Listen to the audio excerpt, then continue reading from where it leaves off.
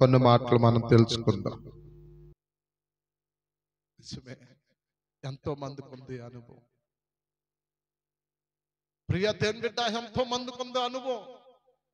కానీ లోక సంబంధమైన వారు ఎవరున్నా లేకపోయినా నీ దేవుడైన యేసు క్రీస్తు ప్రభువారు నీతో మాత్రమే ఉన్నాడు.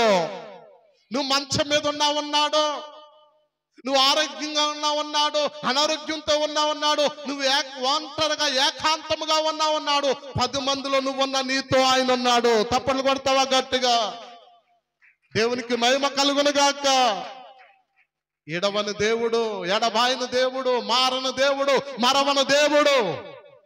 నువ్వు ఆరాధించే యేసుక్రీస్తు ప్రభువారు మానవులంటి వాడు కాదు, మానవులంటి వారు కాదు ఆయన. అందరూ నిన్ను తోసితే ఆయన నిన్ను హత్తుకుంటే, నా కుమార్తె నేను ఉన్నాను కదా, నువ్వెందుకు భయపడతా? నా కూతురు నేనున్నాను, నా కుమారుడు నేనున్నాను, ఎందుకు భయపడతా? ఇహలోకంలో ఎవరు విడిచిపెట్లా, నేనున్నాను. అందుకంటాడు, తల్లి అయిన నిన్ను మర్చినేమో కానీ నేను మరవను. చూడుము, నువ్వు అరిచేతుల మీద నిన్ను చెక్కుకున్నాను. నువ్వు ఎక్కడున్నావు తెలుసా? ఆయన అరిచేతిలో నువ్వు ఉన్నావు. నిత్యము నిన్ను ఎలా కాపాడుతాడో తెలుసా? కంటికి రెప్పలాగా నిన్ను కాపాడుతూనే ఉన్నా. హల్లెలూయా. కంటికి రెప్పలా కాపాడు. నిజంగా మనకు వచ్చిన బలహీనత మనం చంపుకుని పోవాలి, కానీ దేవుడు అడ్డుపడి, చెప్పండి, దేవుడు అడ్డుపడి మన రోగం ఆయన భరించి ఆయన దేహంలో ఉన్న ఆరోగ్యం మనకిచ్చాడు. నమ్ముతా ఆమేనని గట్టిగా చెప్పండి. ఆమేన్, హల్లెలూయా. అందుకనే ఏమంటాడు చెప్పండి, చెప్పండి అమ్మా, ఏమన్నాడు అక్కడ? నమ్మిక మాత్రము. గట్టిగా చెప్పండి. నమ్ముతారా? ఎవరు నమ్ముతారు? యేసయ్యను పూర్తిగా నమ్మండి.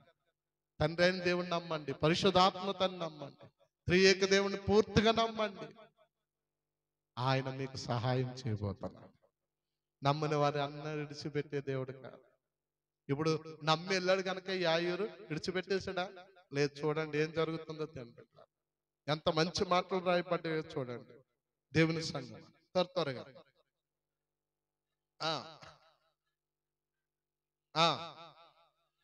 పేతురు యాకోబు సహోదరుడు యోహానను వారిని తప్ప మరి ఎవరినైనాను తన ఎంబడి రానేక సమాజ మందిరపు అధికారి ఇంటికి వచ్చి వారు గొల్లుగా నుండి చాలా ఏడ్చుచు ప్రాలాపించుట చూసి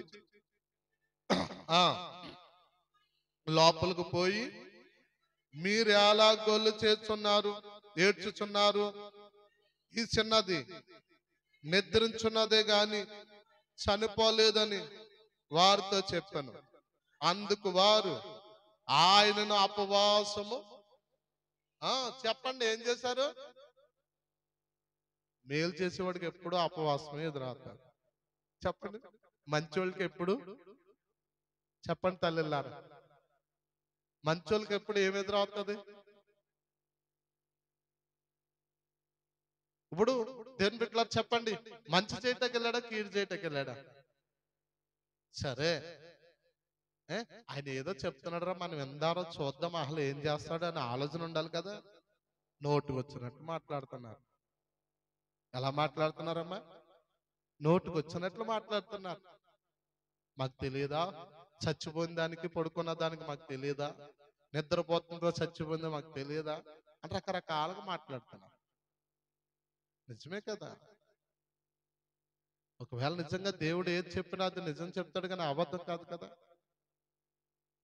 దేవుడు అబద్ధం చెప్పవచ్చిన పని ఏముంది? దేవునికి మహిమ కలుగును గాక.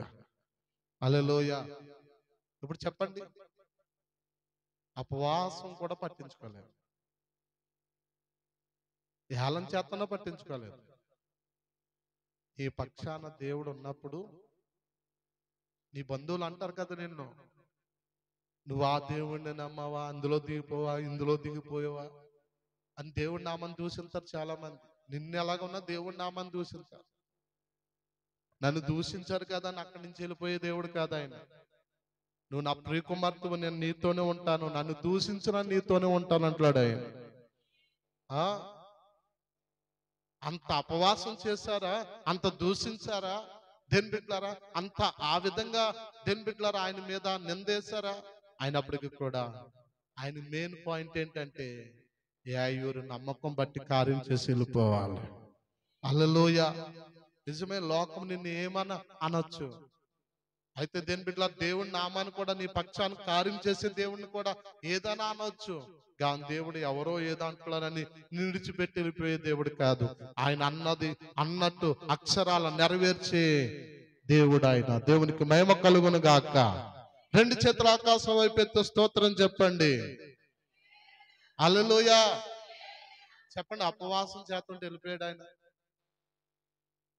సేవ చేసే వాళ్ళకి ఎన్నో ఉంటాయి, దేవుణ్ణి నమ్ముకున్న విశ్వాసులైన మనకు కూడా ఎన్నో ఎదురవుతా ఉంటాయి. అపవాసాలు ఉన్నాయి, నిందలు ఉన్నాయి, అమ్మా హేళన ఉన్నది, అన్నీ ఉన్నాయి. కానీ మనం ఏం చేయాలి? మన దేవుడిని విడిచిపెట్టకూడదు, మన దేవుడు మనల్ని ఎప్పుడు విడిచిపెట్టడు. నమ్మితే ఆమేనని చెప్పండి. హల్లెలూయా. నోటుకొచ్చినట్టు అంటారు, వాళ్ళ పని వాళ్ళదే. మీకు తెలుసా కొందరికి కొన్ని రకాల దేని బిడ్డలారా అలవాట్లు ఉంటాయి. నీ దేవుడు అలవాటు ఏంటంటే నిన్ను మాత్రం విడవని అలవాటే నీ దేవుడిది. కానీ మనల్ని మనమే విడిచిపెట్టేస్తాం ప్రభువా అని కొన్ని సమయంలో. దేవుడు నిన్ను ఎప్పుడు విడిచిపెట్టాడు. ఇప్పుడు ఏమంటాడు చూడండి ఒకసారి, త్వరగా చూడండి.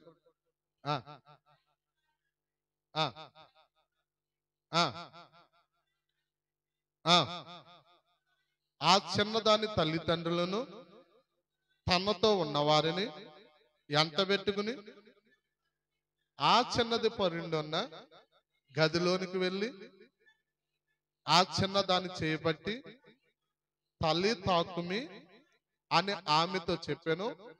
ఆ మాటకు చిన్నదాన లెమ్మని నీతో చెప్పుచున్నానని అర్థము. దేవునికి మహిమ కలుగును గాక.